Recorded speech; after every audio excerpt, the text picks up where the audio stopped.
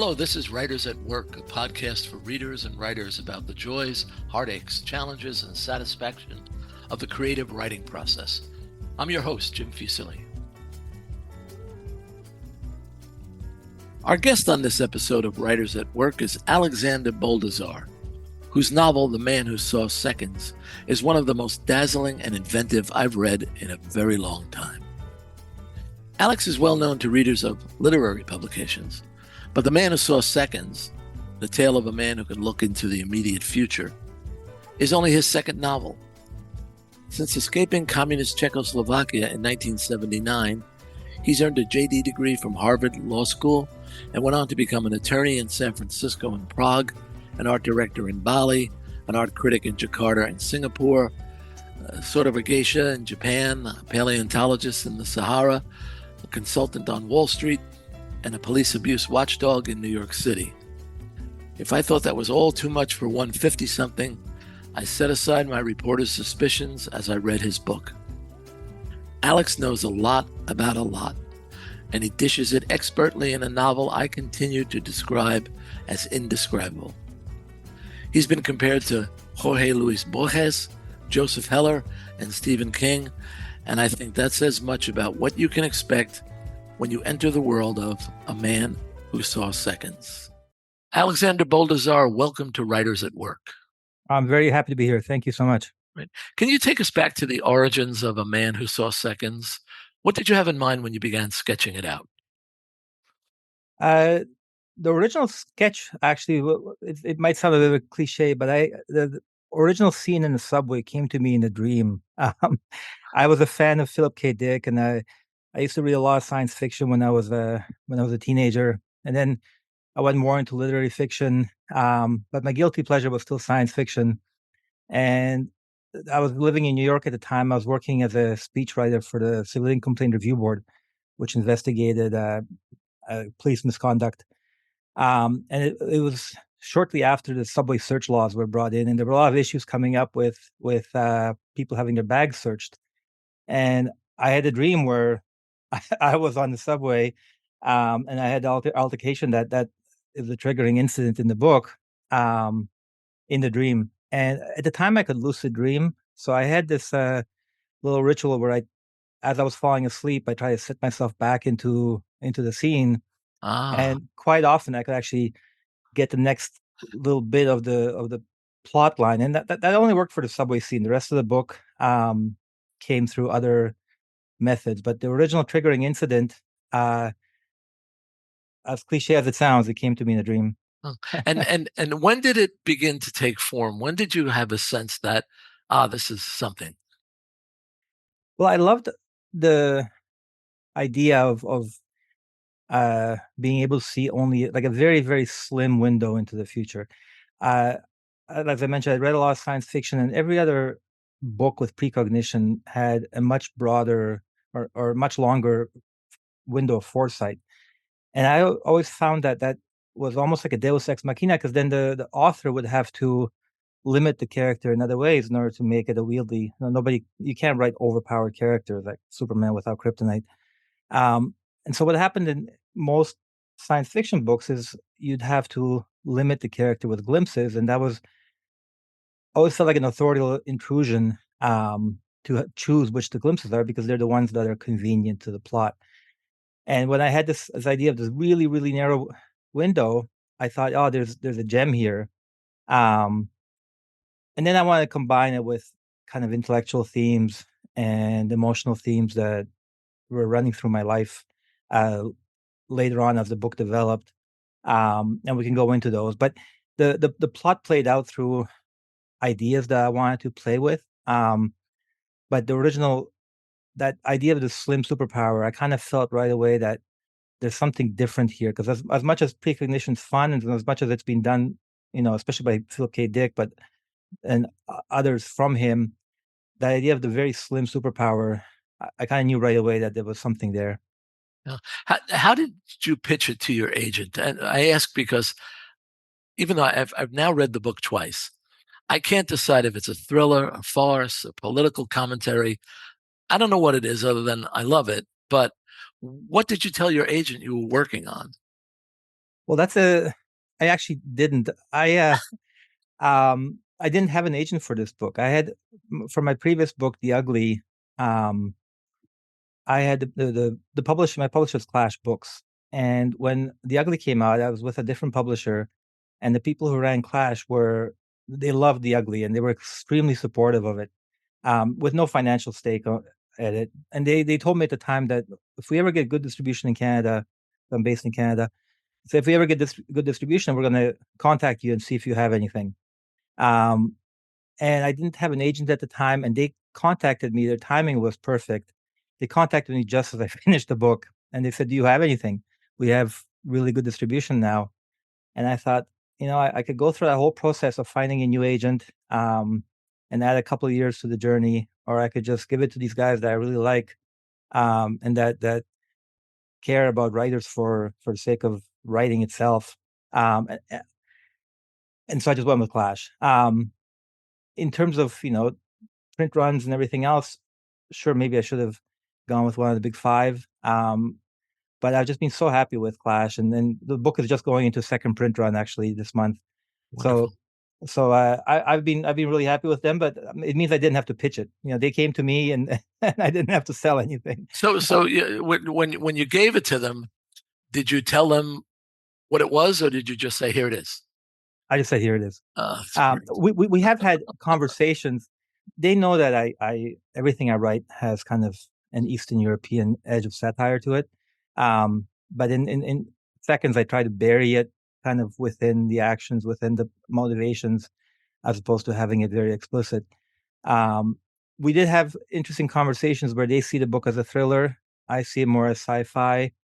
There's a lot of disagreement even within bookstores. People aren't sure which section to put in. Locust Magazine gave me a really kind review, and whether it's sci-fi or not was, you know, a couple of paragraph inches were devoted to that idea.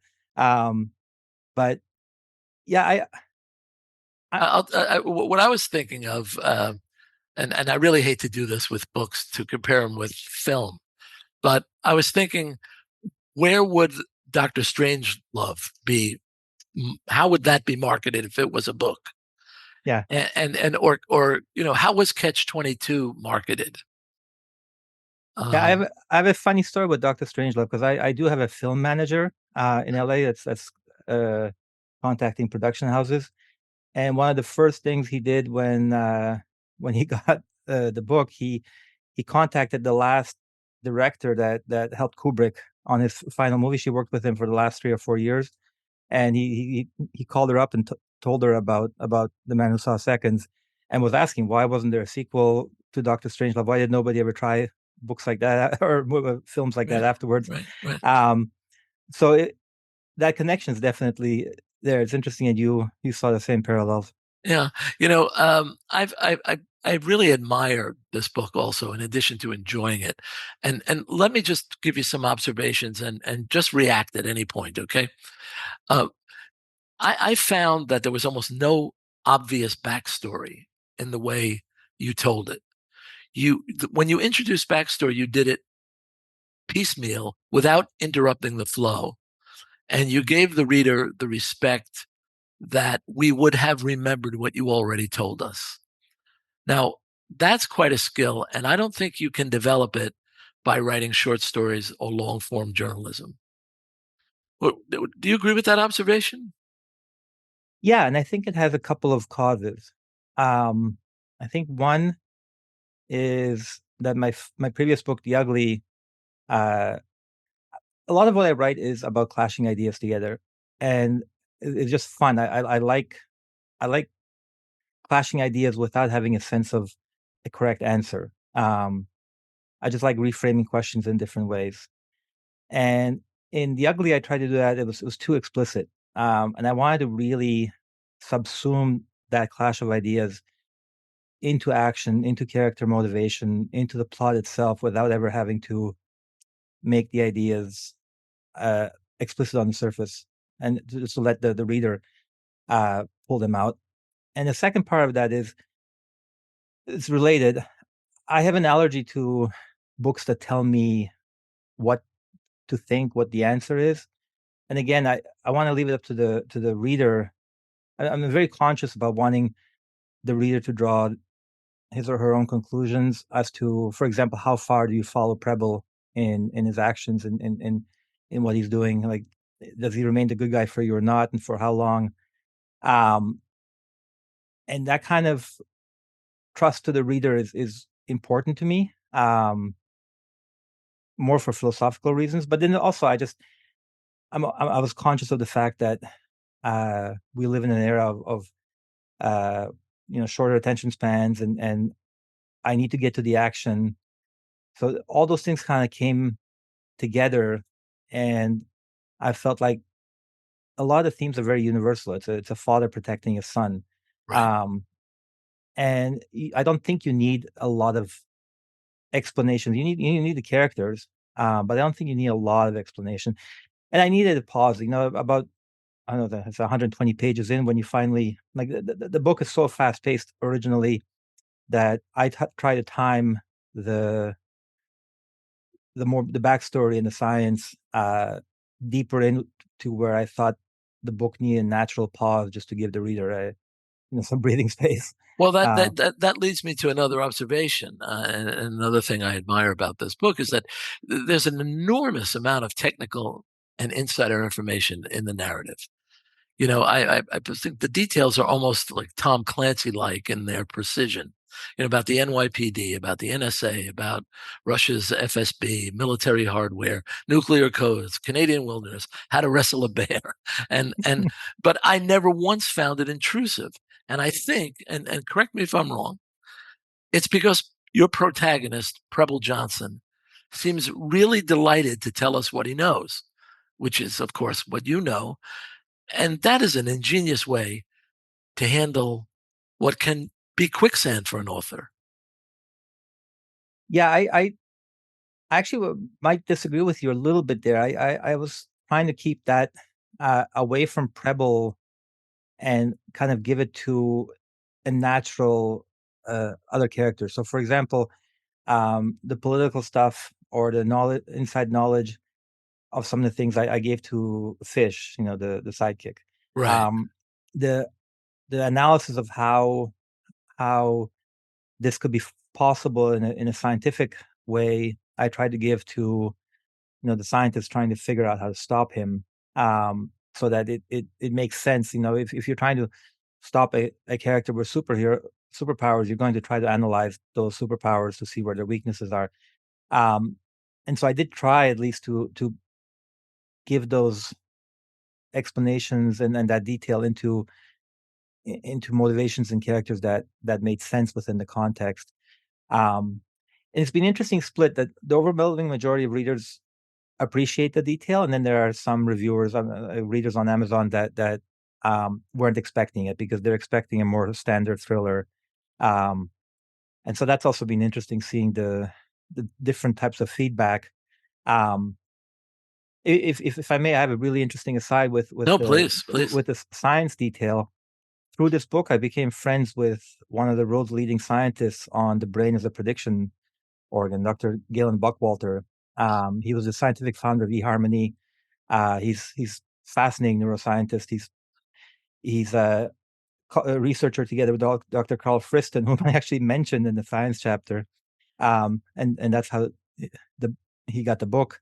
Um, Through a mutual connection, but he was really interested in that side of it, and we ended up doing a joint reading together at Romans in LA. That was basically science meets science fiction, and so that to me, I was very proud of that moment that the science was, you know, obviously I'm trying to justify something that's not possible, but it was close enough that I Sure. had a genuine neuroscientist get really excited about the book enough that he wanted to do a joint reading No, together. that's fantastic. I mean, that's fantastic. So, and I suppose you put your reporter's hat on quite frequently.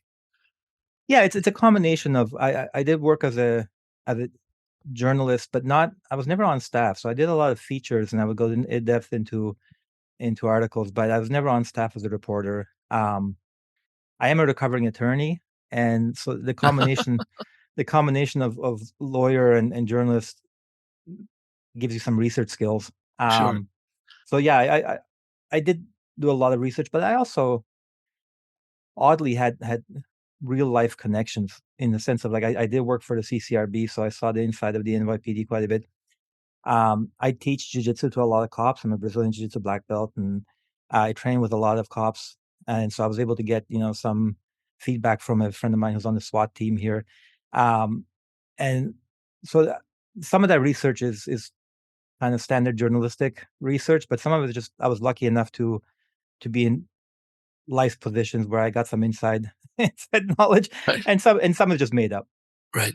Now, one character says of Preble, he's a different species, and we cannot live side by side with the sort of chaos he represents.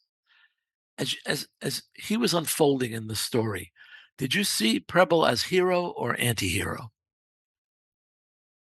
That's actually an answer a question that I would prefer the reader answer on their own, and if I give you my opinion, it's gonna have too Okay. strong a weight, but there is an element there that, um, I intellectually, one of the themes that I like to play with is, there's an Austrian philosopher called Ivan Illich who had the concept of counterproductivity, and he talked about how institutions, once they get beyond a certain size, end up working against the purpose for which they're created. I think Fish actually mentions him in the book. Mm-hmm. Um, the standard examples would be ministries of defense that start wars, or schools that make kids more stupid, or hospitals that end up causing iatrogenic harm. And I wanted to play with the idea of, can even an individual, even something as inherently good as a father protecting his son, can you take it to such an extreme that in a sense he becomes an institution and he starts being treated as an institution when they're willing to negotiate with him almost like a country.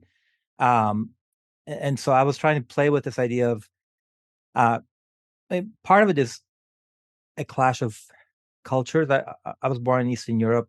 We come from a much more family and relationship based loyalty system, much less universalist in morality, whereas North America is, you're probably familiar with the weird countries, the Western educated, industrialized. Um, I forget the acronym, but basically, the Western countries have a much more universal sense of right and wrong, and so part of the playing out of the book is kind of this relationship based system of morality versus, uh, a more universal right and wrong, and I want to clash those against each other while also playing with this idea of institutions, and can a single human being start to behave like an institution? Well, you make the point that we are constrained by enormous multinational apparatus, and that we serve the requirements of software and systems rather than how we perceive the relationship with technology. And that's very effective. And you unfold that very carefully. I would say in the beginning of the book, there's a sense that all of this, all of this ability to capture what happens is a good thing, and or at least a neutral thing. But pretty soon it's quite threatening. Yeah, and I kind of hold both those views at, at the same time. I'm a big fan of holding mutually exclusive opinions. Well, let me say something for the sake of our listeners. I really liked Preble. I really did. And I think, of course, part of it was that his mission is, as a father and a husband, he wants to be reunited with his wife and son. But as you just alluded to, the body count he leaves is so staggering that I think as a reader, I had to say, why do I still like this guy? Yeah, I've always been fascinated by uh, books and films that can do this. When I was young, I really liked the movie Berlin Alexanderplatz by Fassbinder. Yeah, It's a very obscure film, but the man does absolutely everything despicable you can think of, and he's still likable. Um, I, I'm not saying that Preble's despicable. I try to make the motivation very genuine, and it was rooted in some real life events. My son was abducted for a week when he was Casper's age, and so the emotion, none of the story is biographical, but the emotion did come from a place of, I mean, I could tap into how Preble was feeling, right, uh, right. I wanted to, and and I'm sorry to interrupt, but I did want to, I wanted to drill down on that point. Um, yes,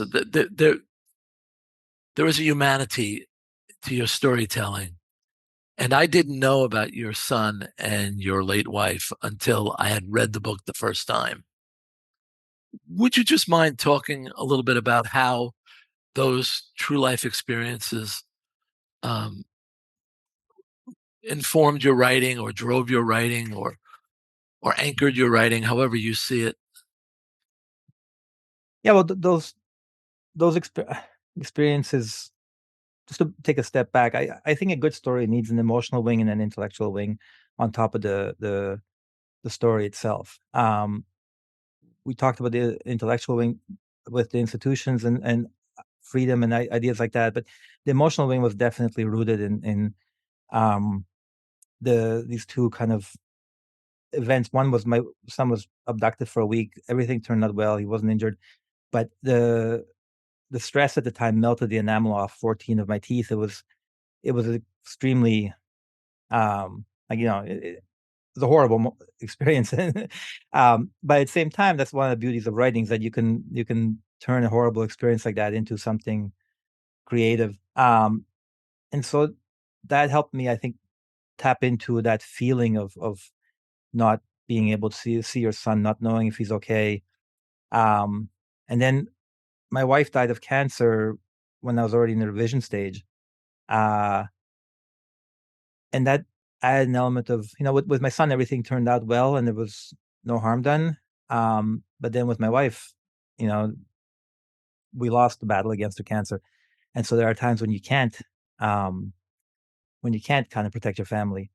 And so uh, those two strands I was playing with, uh, and I don't want to give any spoilers for the end of the book, but, trying to figure out a resolution that kind of fit both of the emotional strands definitely played into the book, if that Um, makes sense. it absolutely does, and again, that goes to the dichotomy of the duality, the conflict of inherent in the book. I mean, your son is fine, and you lose your wife. I'm a big fan of openness in Yeah. everything I write, and that dualities, I think in that's why I don't necessarily wanna resolve those dualities. I wanna different readers will come to the book with different life experiences, um, and I've resisted sometimes biographical decoding of literature because of that reason. I do think that it can there's a risk of flattening the work if you read it purely through the author's own uh, biography or life lens. Um, at the same time, it's interesting to hear how authors came up with these concepts. So I try to keep it open, and I think that was almost kind of a motivator throughout the book, is both in terms of the politics and the ideas and even the emotions and whether Rebel's a protagonist or a hero or an anti-hero, I really wanna keep it open without being vague, just let Mhm. people bring their own, uh, life and views to fill in those gaps. Yeah. Um, I along with journalism and being an attorney, I also worked as an art critic for a while, and it's interesting when you look at, Rembrandt, for example. It's his late works that survive the test of time much more than his earlier works, and the big distinction is how open his brushstrokes are. I mean, from the 21st century, they all seemed realistic, but at the time, the brushstrokes were considered extremely open, and loose, and that let the viewer in. That's why they survived hundreds of years, and I think that's something that uh, writers can learn from as well. That leave room for the reader. Yeah. Was the writing cathartic for you? It was, but not in the sense I think that it grief doesn't there's no closure for grief. Um, it wasn't cathartic in that sense of some kind of emotional closure, but it was it feels good to turn something negative into a positive, if that makes sense. It does, yeah, yeah. Are you working on a new novel now? I am. I'm working on two actually. I still also have a day job. It's also writing, but so my time is, it's always a struggle, as I think with a lot of writers uh to balance that. Um, and as you were, we started a conversation talking about genre. The I co-authored a book with this woman who was involved with a hitman for multiple, like the Hells Angels and multiple other gangs. So it's kind of a true crime story.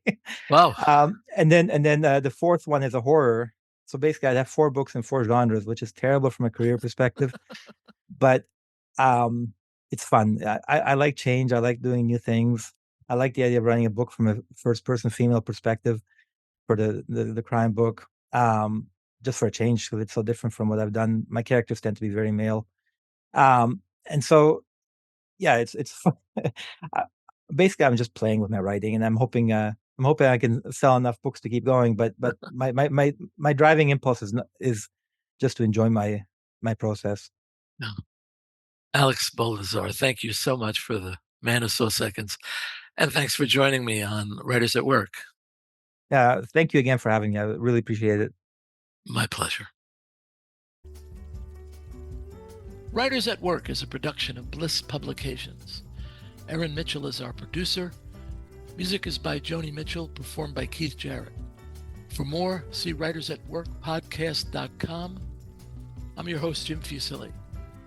Until next time, happy reading.